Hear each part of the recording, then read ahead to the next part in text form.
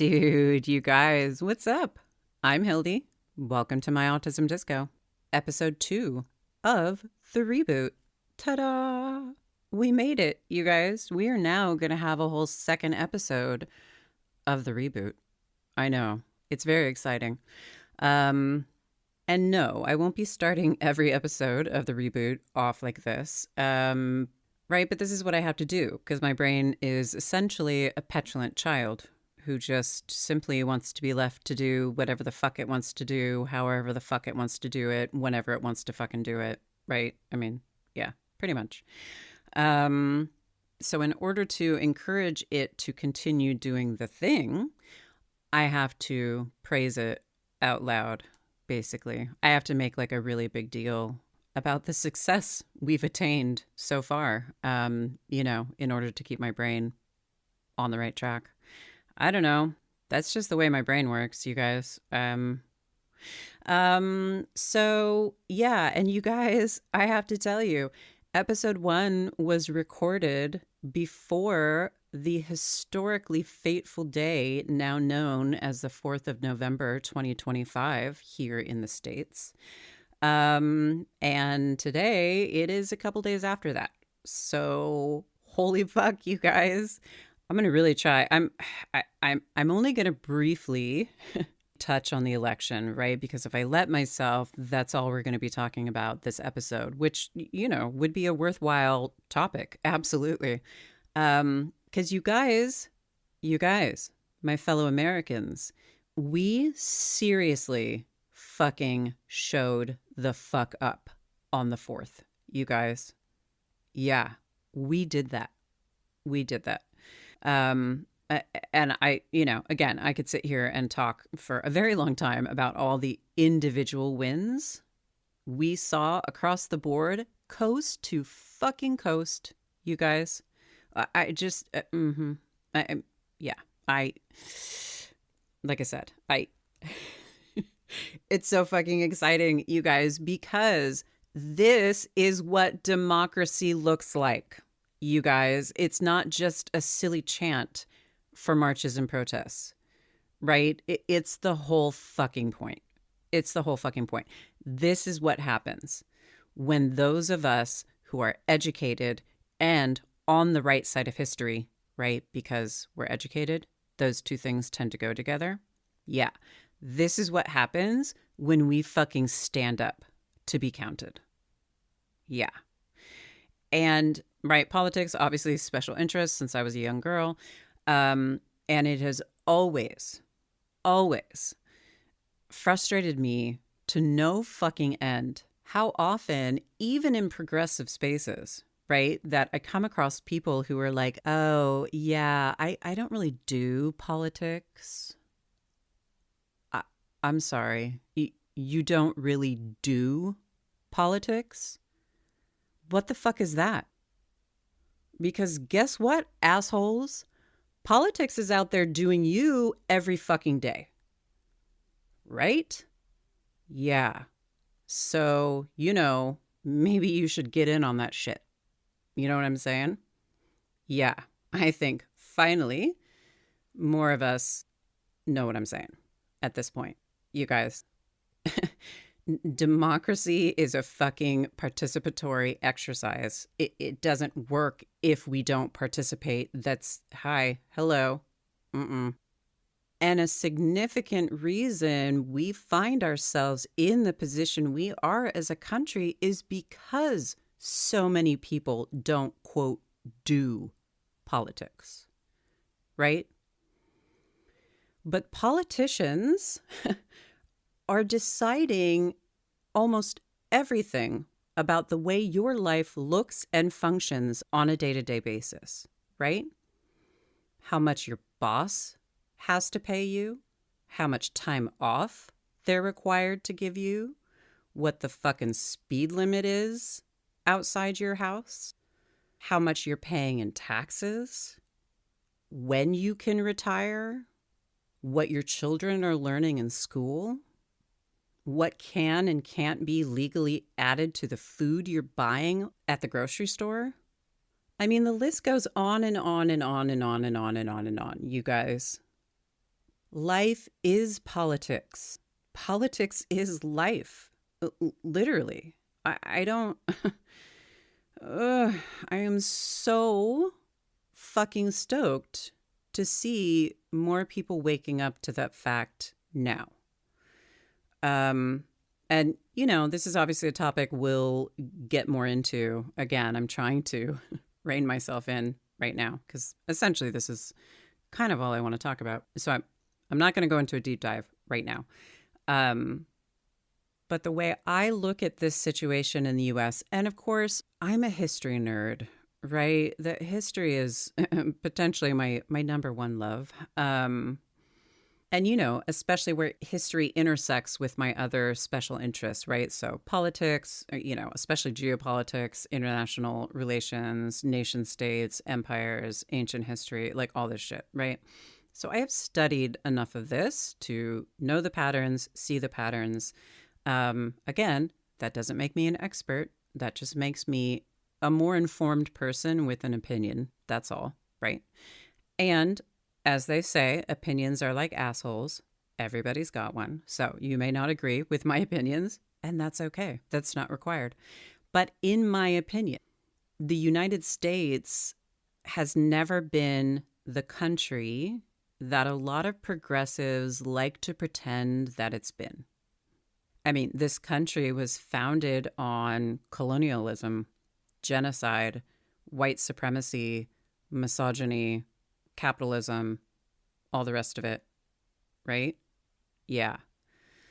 The rot in this country runs deep, and it's run deep since the very beginning.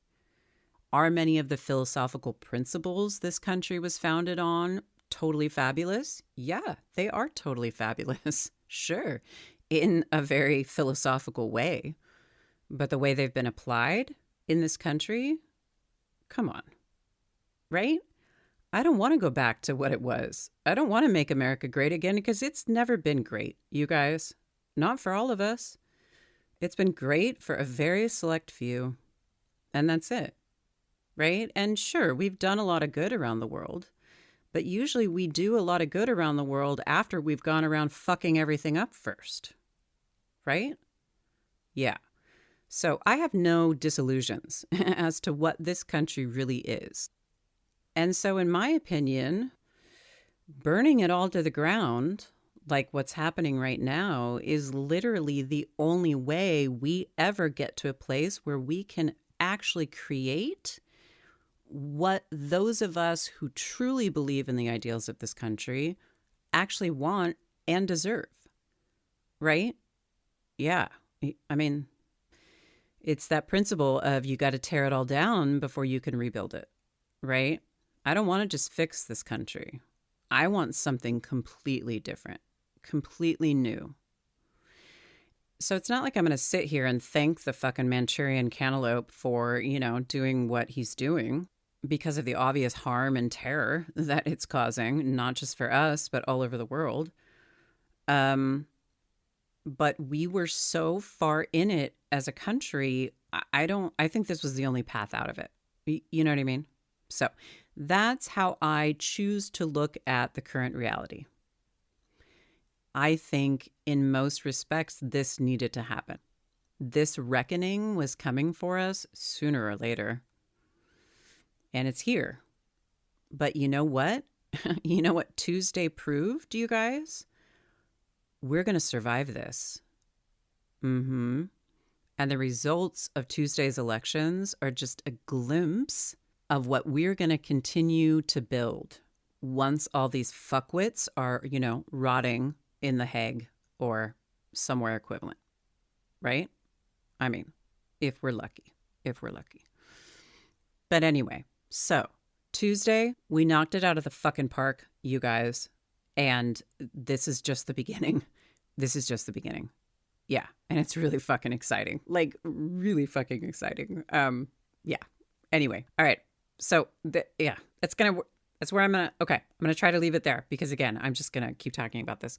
But anyway, you guys, this is what I mean. We're going to be okay. We're going to be okay. That does not mean that the fight is over. The fight is just beginning. Please do not become complacent after Tuesday. Okay? We still have work to do. A lot of it. And again, it's still going to get worse before it gets better. But if any of us needed a sign that we fucking outnumber them in a major way, Tuesday was that sign. Tuesday was that sign, right? And you guys, the world was fucking watching. Yeah. And this is a big deal for them too. So seriously, the US, we stood the fuck up on Tuesday. You guys, well fucking done. Yeah. I'm fucking proud of us. Big time. Big time. Okay. So that's where I'm going to leave that for the moment. For the moment.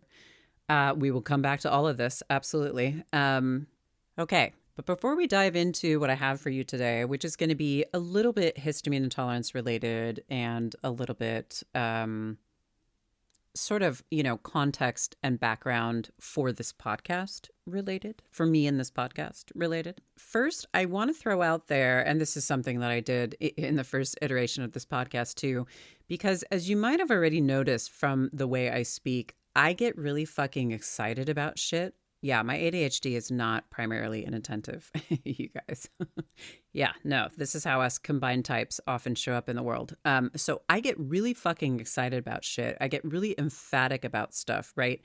And the way it often comes out is very black and white, cut and dry. I mean, of course, because hi. But it's not always completely accurate. Right? When I say always or never, that is absolutely hyperbolic sometimes. I don't mean to be. Often I'm only thinking about something from a specific angle. I'm not in that moment thinking of it from other angles. And so therefore it feels very black and white in my brain. And then later I'll be like, oh, wait, shit, that's not really true. Right? So it's not like I'm sitting here lying to you, right? Like the truth, accuracy, these things are paramount to me, right? So for the most part, you can trust what I say. But there will absolutely be times, well, one, when I'm just fucking wrong. And that's okay, you guys. We're all fucking wrong sometimes. And we all need to become far more comfortable with being wrong. Right? Yeah. I mean, as a former gifted kid and, a certified know-it-all my entire life, previous to more recent years, I was severely allergic to being wrong. It's true. Most of us are. So this has been a huge part of my personal evolution over the last handful of years, is getting to a place where I'm okay with being wrong. I mean, I don't love it, right? Of course, nobody loves being wrong. I much prefer being right. It's true. But I'm not always right, right? And that's okay. Because being wrong is often a necessary step on the path to being right. Right? Right. Yes. So I'm going to get some of this shit wrong, especially once we start talking about, medical stuff, scientific stuff. Like, again, this is not my purview, right? I'm fairly well educated on a lot of this stuff, but it is not my wheelhouse, right? That's not how I approach any of this, right? That's not how my brain... Yes, monotropism, absolutely. But my brain doesn't appear to have the need to learn, to figure out, to suss out every single little tiny detail relating to any of my special interests. It's not the way my brain works. I have to, I'm going to have to ponder that more. I'm trying to think if there is anything that my brain just needs to know absolutely everything, top to bottom, left to right, all the things. I don't know if there's anything like that, right? Which is, again, why I am so upfront about the fact that I'm not an expert in any of this, right? So the way my brain approaches a lot of this is that it is wanting to answer a question, several questions, right? Whatever it's curious about. It researches until it finds enough information to answer the question or make an educated guess, and then it moves on to the next thing, right? I that's why I'm not, please don't think that you're coming here for extensive science lessons, right? That's not, I'm not necessarily going to be getting into the nitty gritty of like bodily systems and how everything functions and interacts and shit like that. That's not, my brain doesn't care about those details. I can always look those details up again if I need to. You know what I mean? Um, and, and specifically when it comes to scientific terms and especially medical terms, you guys, you're gonna laugh. I laugh at myself. It's okay. I encourage you to laugh at me. I'm totally okay with that at this point. I have a really hard time pronouncing a lot of this shit, right? Like, I'm a language person, I'm a words person. I mean, I'm also a pictures person. I have a thinking in pictures brain too. My brain sort of just does all the things. But language is really how I make sense of the world, right? And so that's, I think, why for a lot of my life, I thought I wasn't, quote, good at science because I could not get a handle on the language of science, right? I look at these fucking words and I'm like, what the fuck is this? Like, how many syllables is that? Like, where does the emphasis go? Like, what the fuck is this? I don't fucking know. I don't fucking know. So, yeah, I'm going to get all sorts of shit wrong, you guys, including like mispronouncing shit. So, anyway, I encourage you to correct me. It's cool. I like to be corrected now. I know. I know. I had to replace my overarching need for being right with an overarching desire for accuracy, right? That's the switch I had to make. And it was a process for sure. Right. But now, for the most part, I've been really successful in that. Like, I don't need to be right. That's not what this is about, which is, again, why I'm not positioning myself as any sort of expert lecturing to you guys. That's not what we're doing here. So, anyway, I'm going to get shit wrong. I'm going to be emphatic and like hyperbolic about some things that I will then come back later and be like, oh, wait a minute, right? There's a caveat or some more context or a clarification or, right? So that's just sort of a warning. For the most part, you can take whatever I'm saying at face value. Occasionally, I will say something that's not entirely true or accurate, but I'm not actually trying to lie to you. Does that make sense? That's got to make sense to some of you. So anyway, I just want to put that out there. Right? Because I'll be like, I'm not dealing with any histamine intolerant symptoms at all anymore. And then I'm like, oh, wait a minute, that's not actually true. Right? That kind of thing. I get really excited and yeah. I just get really excited, you guys, and, ADHD. So my brain takes a minute to catch up sometimes. That's all it is. So anyway, I just wanted to put that out there. As well as my sort of like approach to science. Like I'm very casual with this stuff. You know what I mean? Right. It's sort of like renegade science. I think of it sometimes like I'm a total outsider. This is not what I do for a living. And, in a lot of ways, that gives me far more flexibility to do what I'm doing because I don't have an institution of employment or colleagues who I need to worry about embarrassing, right? With any of these like potentially crackpot medical hypotheses I'm going to be launching at you guys. You know what I mean? Like, I don't need to worry that I have papers that are going to be retracted or, it's going to cause some sort of brouhaha or like, I'm a total outsider, right? No one actually gives a fuck what I'm saying, which is great. That gives me a lot more leeway to simply put my hypotheses out there and start a discussion about them and potentially get corrected, which is great because then I can move that much closer to being more accurate. You know what I mean? Yeah, that's. Okay, so what I mainly have for you today are a couple of I don't know, they're like vignettes, right? That are going to give you a little bit more context into me personally and this podcast in general. But before I do that, I did just want to go through sort of my list of like basics, diagnoses. I'm not going to go through obviously the list of dozens and dozens of histamine intolerant symptoms, although I'm going to be publishing that for you guys to peruse. But for now, right, so I mentioned that I'll be a familiar phenotype to a lot of you. So I just wanted to run through those sort of main diagnoses that are going to illustrate for you guys what I mean by that. And I also wanted to specify that when I say a low histamine diet changed my fucking life, I've, mostly been focusing in that regard on my physical health symptoms, right? And just my physical bodily symptoms and states of being.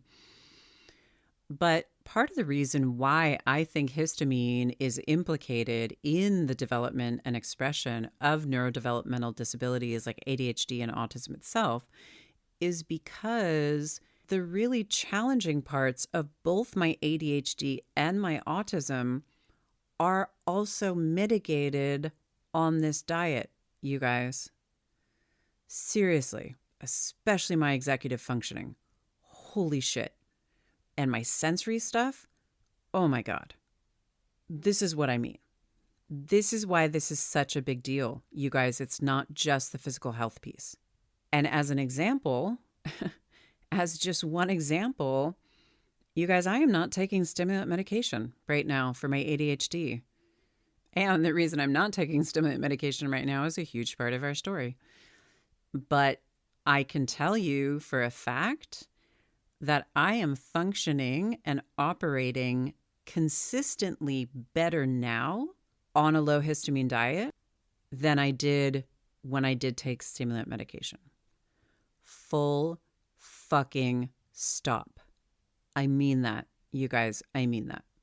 And again, we'll, talk about specifics, the before and after. And yeah, it's astonishing, which does not in any way, shape, or form mean that I am against medication. You guys, I am extremely pro better living through chemistry.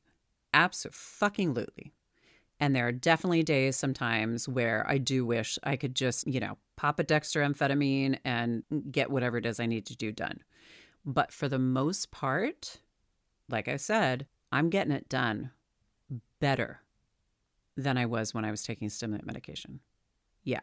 And the change, right? The difference between not taking stimulant medication and then being diagnosed and starting stimulant medication, as those of you who have gone through it know, it was a fucking revelation, right? It was night and day the difference starting stimulant medication. And now I'm doing even better. For real. This is what I mean. This is why I'm here doing what I'm doing. So in that way, I think of it like I've hacked my ADHD and a bunch of my other shit, right? Obviously. And not just the physical stuff, but, some of my other alphabet soup of diagnoses. But those two really feel like heavy hitters, right? In terms of just the way I function on a day-to-day basis. So I've essentially hacked my neurodivergence is what I've done, which doesn't mean I've eliminated it, cured it, gotten rid of it, right? Not possible and not what I would want to do anyway. If I had to do this all over again, I would absolutely still choose to be ADHD, right? As much as there are challenges that come with this state of being, I wouldn't want to be neurotypical. I wouldn't want to be allistic, which does not mean I think I'm better than neurotypical or allistic people. It means that I'm good with my ADHD and my autism and all the rest of it, especially now that I've figured out a way to move through life in a far more healthy, regulated, productive manner. Right? It's true. It's true. I wouldn't change it. I wouldn't change being who I am if I could. So yeah, and again, like everything, I'm going to go into all these details, but I just needed to put that out there to let you guys know it's not just the medical piece. It's not. It's all of it. When I say all of it, that isn't hyperbole. That is true. It's all of it. All of it.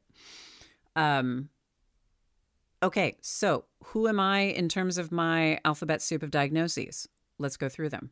So ADHD, which again is ADHD-C. And yeah, I mean, essentially right to this day, as a 45-year-old grown-ass woman, I still hit every single diagnostic criteria on the hyperactive impulsive side of ADHD.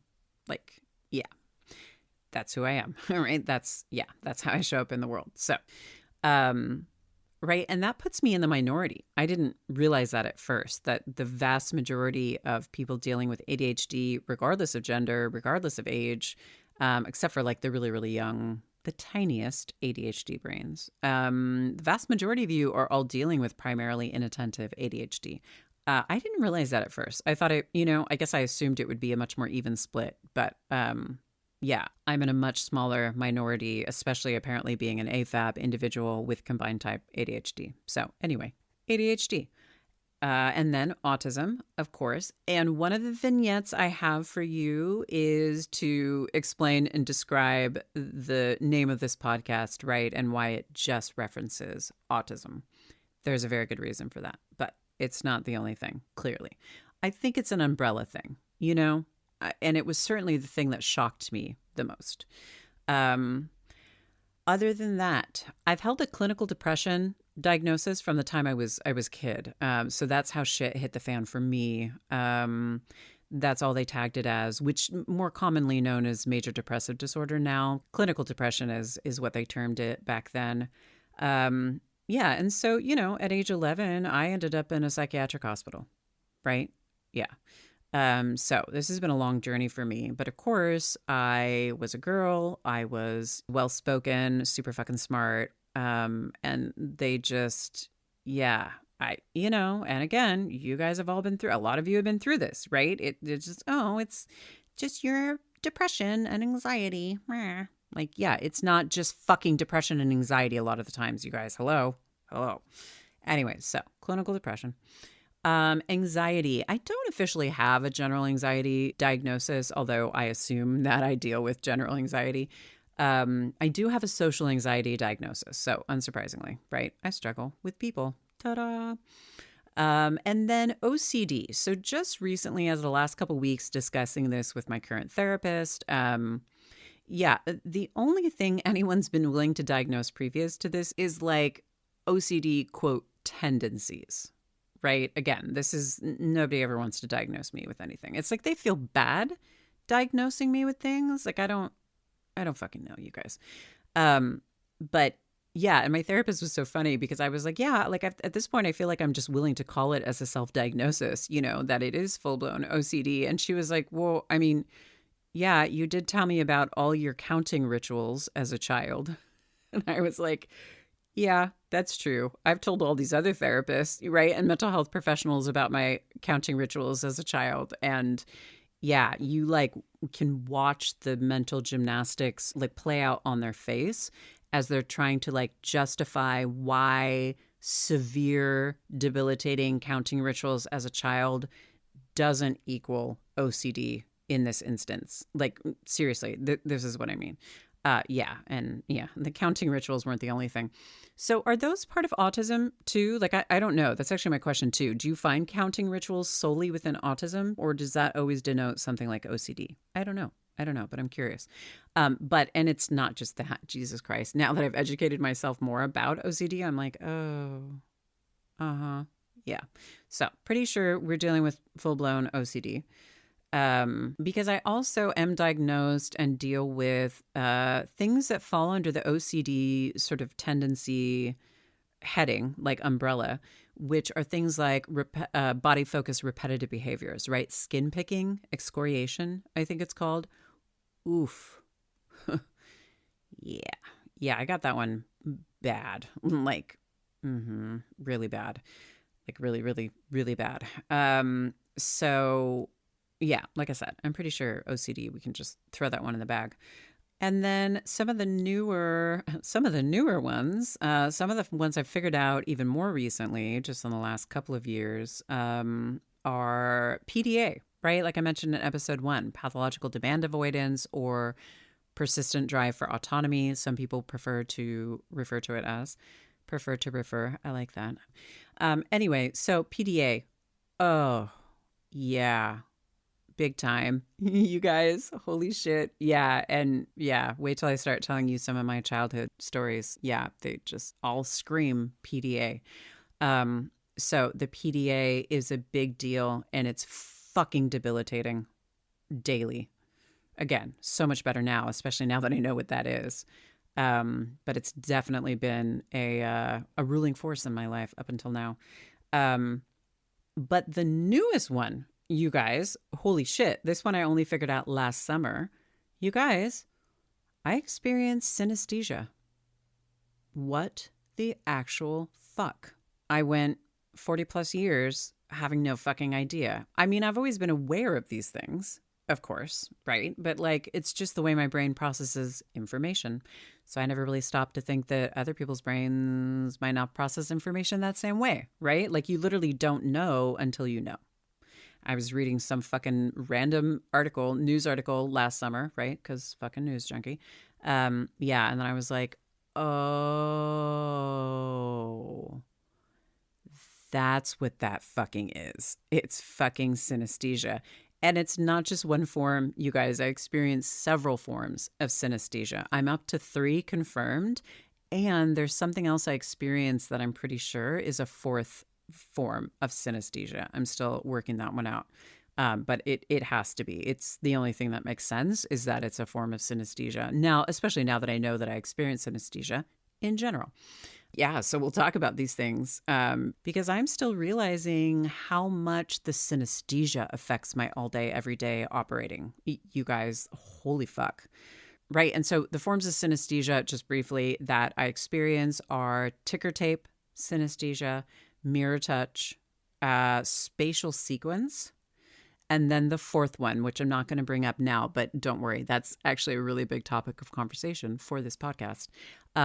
So yeah, and if you know anything about those types of synesthesia, you will understand what I mean when I say that they are affecting me all day, every day. Yeah. I clearly had to learn how to filter this synesthesia at a very young age. Otherwise, I wouldn't be able to function. And it absolutely has to account for a lot of the reasons why I don't function like it seems like I should from the outside. Yeah, the synesthesia is a big piece of this, you guys. Holy fuck. Anyway, synesthesia. And then now that I've learned more about all of these things, I clearly am dealing with complex PTSD, right? I think all of us are. Yeah, clearly. Yeah, I had no idea that a lot of the ways I move through the world seem to clearly be trauma-informed reactions, right, to life. Yeah, it's actually really fucking sad now that I know what I'm looking at because, yeah, I check a lot of those boxes for that type of like complex, repeated, compounded over time type of trauma. Yeah, so there's that one too. And I think that's most of you know what, it's never going to be a comprehensive list, you guys. I'm always going to forget things and leave things out. But I think that gives you a pretty good idea of the neurodevelopmental disabilities plus the resulting mental health challenges that I deal with, right? So that's going to all, so a lot of that's going to be familiar to a lot of you. Ooh, except, yeah, see, this is what I mean. There's one more. This one qualifies, I think, as both a mental health, diagnosis and a physical health diagnosis. So this is a good transition to the physical health diagnoses that I'm going to share with you next. So this one, like I said, is a good one to sort of bridge those two. It is PMDD, right? Premenstrual dysphoric disorder, which for those of you unaware, it's not terribly accurate and somewhat inelegant to describe it this way, but it's sort of like PMS on steroids, right? And there's a mental health piece and there's a physical piece. And I suspected it for years. This was only diagnosed shortly before, we haven't gotten into that, but early 2022, the PMDD was finally properly diagnosed. And it's been bad. And my PMDD, I mean, I don't know if it's possible to have like a mild version of PMDD, but either way, mine is not mild. Mine is horrific. It always has been. And then, of course, it just proceeded to get worse as I got older, like all of this stuff, right? Right. And the PMDD, yeah, you guys, oh my God. Yeah, just wait till I fucking tell you the difference in my life now. Because, yeah, the PMDD is an incredible example of the difference in my life now. Yeah, for real. Okay, so then we have the physical stuff, right? And a lot of this physical stuff clearly seems to be all related, right? So it's obviously the histamine intolerance, which is likely a symptom of mast cell activation syndrome, which means I am also dealing with POTS, and POTS-like symptoms, and I'm hypermobile. Ta-da! So, my orthopedic surgeon, now officially as of this year, has hypermobile Ehlers-Danlos syndrome on my fucking chart. And I am taking that win. I'm considering that an official diagnosis because if my upper extremity orthopedic surgeon, the guy who's been in there and has seen the state of my connective tissue, and he's willing to go along with that and put it on my chart, yeah, I trust him. He knows what it looks like in there. And right, so early onset osteoarthritis. I was diagnosed with osteoarthritis in my fucking 20s, right? I had, I've got those, what do they call them? Hitchhiker's thumbs or whatever, right? And I had to have the CMC joint, the carpometacarpal joint, which is where the base of the thumb meets the wrist. Both of mine have fucked. They've been fucked for decades. And I had to have the left one fused before I was even 40. Right. And that was years after it should have been fused. I was dealing with significant pain in that thumb for 15 fucking years before I finally went in and had it dealt with because, yeah. That's just how I do. I also have a ridiculously high tolerance for pain, which of course I do. It goes along with most of this, right? Like ridiculous. Like, again, my orthopedic surgeon is like jaw on the floor with, yeah, my level of pain tolerance, you know? Yeah, like, And also, like, when you're just used to feeling like shit all the fucking time, it's like, just throw it on the pile, right? What's one more thing? Like, I always feel like shit. I'm always in pain. Like, and you guys, I don't even take any pain meds for any of this now. It's true. I do not take any pain medication at all whatsoever, over the counter or prescription. Yeah, we're going to talk about it. Trust me, I used to take so much goddamn ibuprofen, you guys. I used to call it vitamin I, right? Because I was just taking it all day, every day for most of my life. Yeah, I don't take any of it anymore. And for the most part, I feel fucking amazing. All right. So, and then of course I've got a bunch of shit, right? Like the restless leg syndrome and, you know, the dyshydrotic eczema and right. Like a lot of this shit. I'm not going to go through this whole list, but the last like heavy hitter that I'm going to throw out there, because of course I'm going to throw this out there because most, if not all of us are dealing with this, in some form or another, is IBS. Of course. Wah, wah. Right. Of course I'm dealing with IBS. I have my whole fucking life. And for me, it is IBS-D, diarrhea. Yeah, and the IBS was a significant inflection point for me figuring all of this out. Yeah, so and it's really interesting. And like I talked about serendipity following me around. Like, yeah, I'm going to tell you the story, obviously, of how I put all this together. Yeah, and the IBS piece is really fascinating. So, but before, you know, so that gives you an idea of some of the things that I'm dealing with, and what I mean by being a sort of familiar phenotype to a lot of you, right? A lot of us have this same or similar grouping of diagnoses or attributes, right? Yeah. And then obviously a lot of us are dealing, right, with the same downstream effects of this particular combination. So just wanted to throw those out there. And again, the list is much longer than that, but those are the main ones. We'll stop there for today.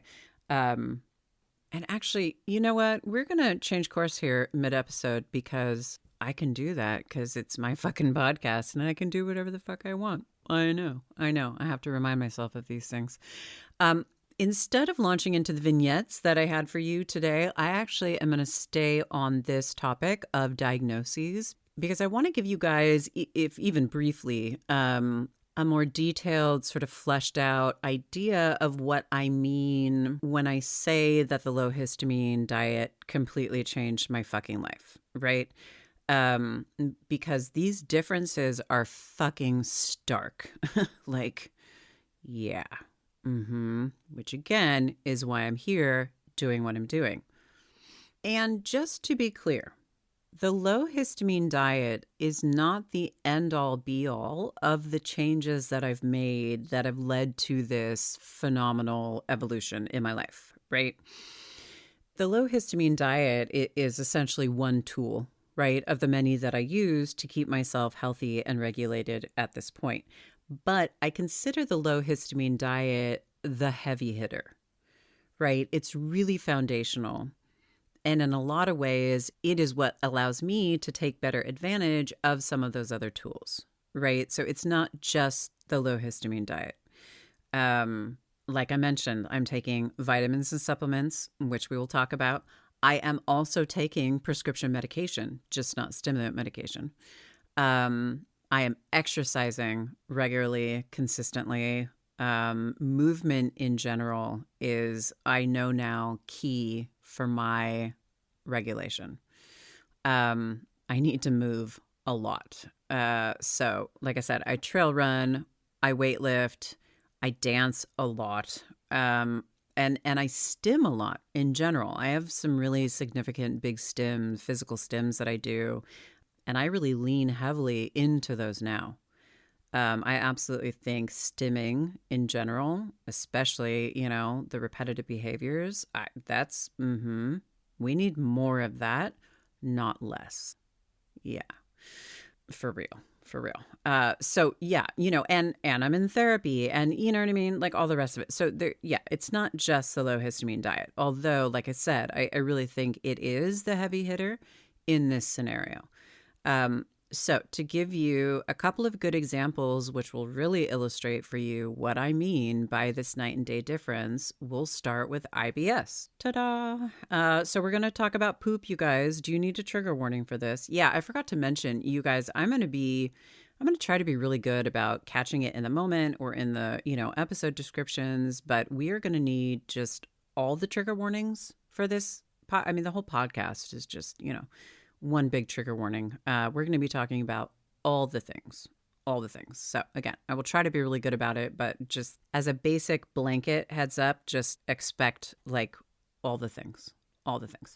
So poop. Everyone poops, right? It's true. Some of us more than others. Some of us less frequently than others. For me, except for when I was very tiny, and this is an interesting pattern in my entire family, all the babies just stop pooping when they're born. Like the system just doesn't work. And these are all breastfed babies and they just, nope. And we're talking for weeks at a time. The entire system just shuts down. It doesn't work. No poop for weeks. Numerous babies in my family. Numerous. So, but shortly thereafter, right, it went the other way, became IBSD. And for the vast majority of my life, I have pooped 5 to 6 times a day and never formed, right? Some of you know what I'm talking about. It's just, I don't, logs. There were no logs to speak of, really. It's just, right? Yeah.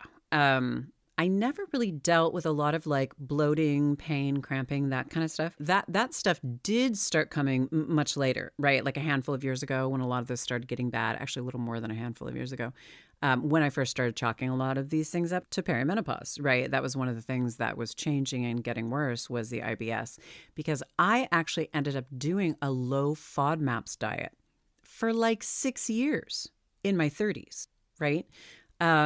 And you guys, you'll never fucking believe the enormous overlap between foods high in FODMAPs and foods that are problematic from a histamine standpoint. Yeah, the overlap is insane. Which explains why a low FODMAPs diet worked really well for me to begin with. But then things started getting worse. And I at least appeared to be becoming more sensitive to even more FODMAPs. And I was like, yeah, I'm pretty sure that's not how this is supposed to work, right? Yeah. And come to find out, for those 6 years, I was cutting foods out of my diet that I didn't need to be, like fucking apples. You guys, I will never get those 6 years of no apples back.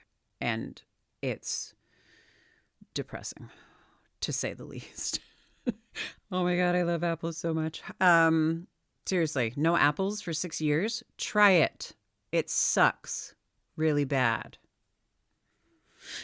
Anyway, so IBS has been a problem, right? Like I mean, I was on my like third gastroenterologist, right? By the time I hit my early 30s. Like, I mean, just, right? Like, you guys know, bowel issues. Our bowels are unhappy. Unfucking happy. Um, and because I thought it was FODMAPs, for so long, but I was still becoming symptomatic and new symptoms, like I said, new GI symptoms were cropping up later in my 30s.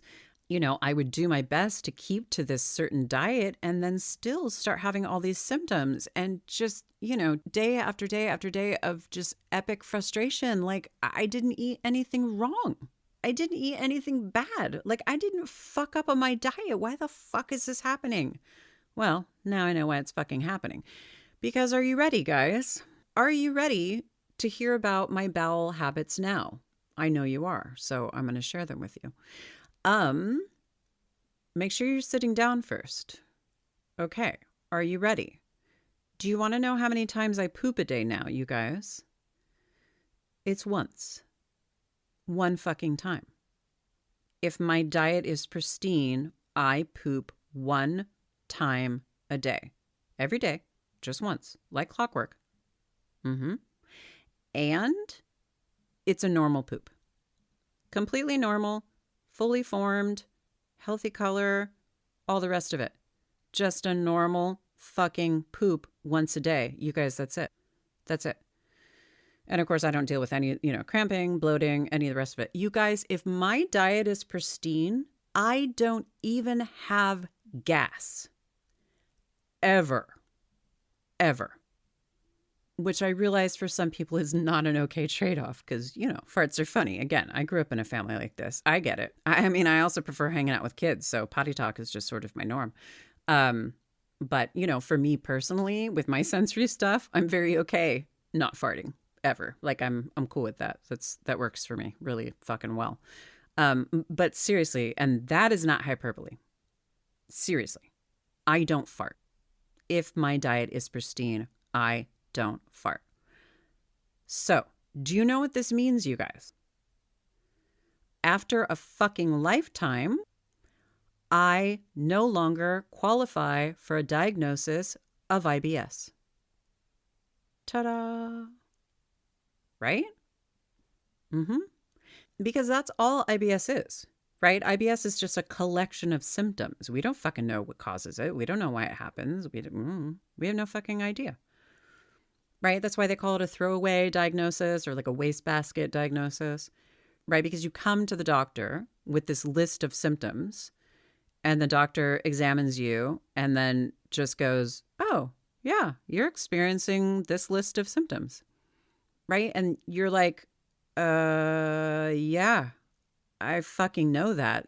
That's why I'm fucking here. Like, what the fuck? Right? And they're like, oh, yeah, we just call that IBS. There's not really anything you can do for it. You can maybe try some probiotics, maybe try this random diet, maybe try this supplement. Okay, good luck, bye. Right? That's IBS. I don't fucking know anything about it. They get lucky sometimes, but we don't know where IBS comes from. Well, guess what? I'm pretty fucking sure a decent portion of IBS diagnoses are just fucking histamine intolerance, you guys. Yeah. So there you go. That's just one example of the before and after in my life. And I'm going to give you two more. Okay? All right. And then we're going to wrap it up for today.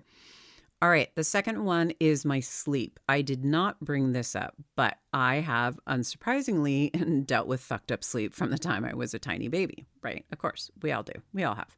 And in more recent years, what that has specifically looked like, right, is that I assume I've been dealing with delayed sleep phase disorder, or whatever they call it, right? Where you don't get tired until super fucking late, and then you consequently can't get up in the morning, and your whole circadian rhythm is just fucking off, right? That seems to be the case for the majority, if not all of us. So in more recent years, yeah, I couldn't get myself to go to bed, right? It was a whole like, oh shit, it's midnight, I gotta go to bed. Oh fuck, it's fucking 1? How did that happen? Shit, I gotta go to bed. Oh my fucking God, how the fuck is it 2 a.m. already? Right? Like, you guys know what I mean. Yeah. So wasn't tired until super fucking late. Had to force myself to go to bed every night. And then I would lay there for at least 2 hours, literally at least 2 hours in an attempt to fall asleep, right? And then I was essentially waking up every single fucking hour after that, almost never entering deep sleep. I know from the few times I tracked my sleep. And then waking up in the morning was a fucking chore, right? It didn't matter how many alarms I set. I was groggy. I was tired. I didn't want to get out of bed. I couldn't get up and get going. Like just, yeah, you guys know what it's like. And then consequently tired all fucking day, right? Little bursts of energy, but mostly tired, napping shit. I used to nap like every fucking day, you guys, all the time. If there was an opportunity to sleep, I was fucking sleeping, right? Which again, I know a lot of you know what I'm talking about. And you guys, do you want to know something fascinating about histamine? Histamine helps mediate our circadian rhythms.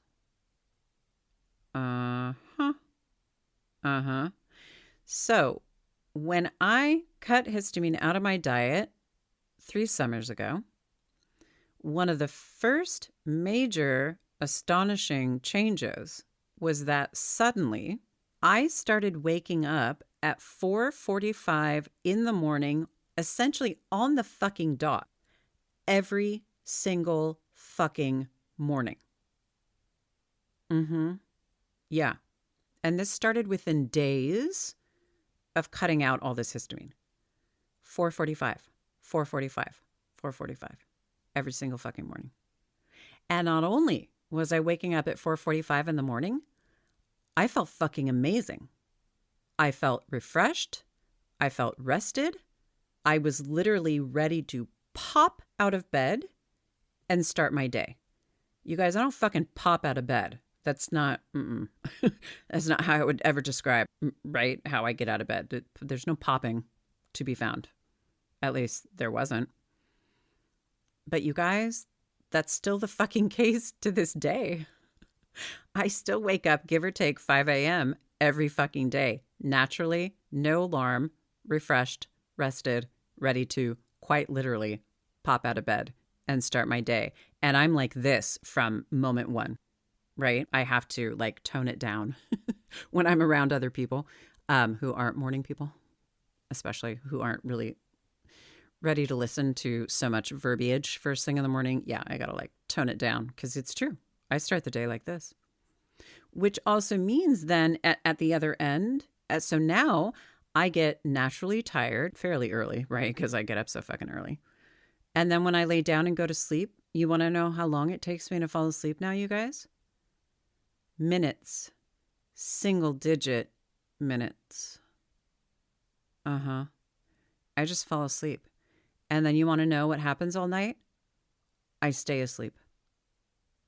I mean, I might wake up like once or twice here and there just to roll over. But some nights, I don't wake up at all. At all. Yeah. From changing my fucking diet, you guys. From changing my diet. I fixed my broken fucking sleep from changing my diet. Again, broken record. This is why I'm here doing what I'm doing. Yeah. So, GI habits, fabulous now. Sleeping habits, fabulous now. And the last one I'm going to leave you with, because as you remember, I said a lot of this information was going to specifically be impactful for those of you born with uteruses. PMDD.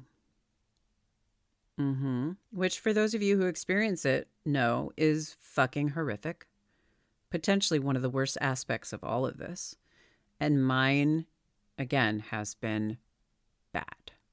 Right? And proceeded to get even worse, right? Over the last handful of years, of course, as I was dealing with all of this epic nonsense, right? Like my PMDD. I was beginning to field some suicidal ideation a few years ago. And I have not done that since I was a kid. So that's how bad the PMDD was getting, right? Yeah. All right, you guys, you're not going to fucking believe me, but here we go. At this point, there is essentially zero difference between the follicular phase of my cycle and the luteal phase. No difference. There's no change. There's no drop off a cliff after ovulation. Seriously. I mean that. You guys, occasionally now, especially if I'm not keeping track, my period surprises me. It just starts and I'm like, oh shit, where the fuck did you come from? Right? And part of that is because, again, if my diet is pristine, you guys, I don't experience menstrual cramps at all. At all. And I have been dealing with horrifically debilitating menstrual cramps from the time I was a literal child, right? I mean, a lot of us were. But yeah, I was 9 years old. They've been bad since then. Like to the point where people witnessing me experience them have asked if I needed a fucking ambulance. That's how bad my fucking cramps get, right? And again, wicked high tolerance for pain. And now, I just don't get them. It's true. It's true, you guys. My emotional regulation, steady, even keeled, all month. No change between the first part of my cycle and the last part of my cycle. No fucking menstrual cramps. No fucking weird cycle that starts and stops and all the rest of the nonsense that had started to happen for me. Right. Again, in my late 30s, my cycle was my cycle was mostly textbook my entire life, despite suffering unexplained infertility, which again, I'm pretty sure I've solved. But yeah, my cycle started getting really fucking wonky, way more painful, way more fucking obnoxious, right? Like, yeah, all the things. And consequently, my PMDD was getting worse and worse and worse and worse and worse. And now, I don't deal with it anymore, you guys, which means I no longer technically qualify for a diagnosis of PMDD. Which doesn't mean I don't technically still have PMDD. I don't think that's something that just goes away. So I am still a person dealing with a brain and body wired for PMDD.